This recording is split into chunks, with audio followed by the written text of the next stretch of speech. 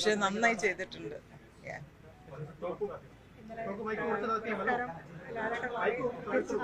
കേട്ടില്ല. എല്ലാവരും വീണ്ടും വീണ്ടും പറയാണ് ലാലേട്ടൻ അഭിമാനമാണ്, ആ സദസ്സും അത് വാങ്ങി തിരികെ എനിക്ക് ഇപ്പൊ ചേട്ടൻ വന്നിട്ട് എനിക്ക് തോന്നുന്നു ഇൻഡസ്ട്രിയിൽ വന്നിട്ട് ഇനി 1-2 കൊല്ലത്തിൽ ഒരു 50 years ആവുമ്പോൾ ഉണ്ട്. അതിൽ ഒരു 35 years ചേട്ടൻ്റെ കൂടെ ഈ ഒരു ജേർണിയിൽ കൂടെ നിൽക്കാൻ feel very proud and blessed. And ഇത് എനിക്ക് മാത്രമല്ല, my family and I think whole of Kerala is enjoying this life. So I'm very blessed and very proud. ലാലേട്ടൻ പറയുന്ന ഒരു വരിയുണ്ട്, എന്റെ ആത്മാവാണ് സിനിമ എന്നുള്ളത്. ആണല്ലോ. അതിനെപ്പറ്റി മുൻപേ അറിയാമായിരുന്നു പ്രസംഗത്തിൽ ആ വരി ഉൾപ്പെടുത്തുമെന്ന്? ഇല്ല, എനിക്ക് അറിഞ്ഞില്ല. അവിടെ എന്ത് പറയാൻ പോകണമെന്ന് തന്നെ എനിക്ക് അറിഞ്ഞില്ല.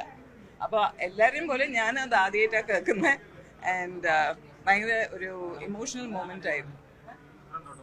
എങ്ങനെയുണ്ട്?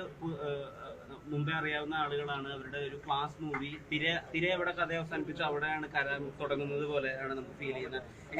എല്ലാരും അങ്ങനെയാ പറഞ്ഞേ, പക്ഷെ ഞാൻ സത്യം പറഞ്ഞാൽ തിര കണ്ടിട്ടില്ല, അതുകൊണ്ട് എനിക്കറിയില്ല. പക്ഷെ ഇതൊന്ന് ഞാൻ ഫ്രഷ് ആയി കണ്ടു.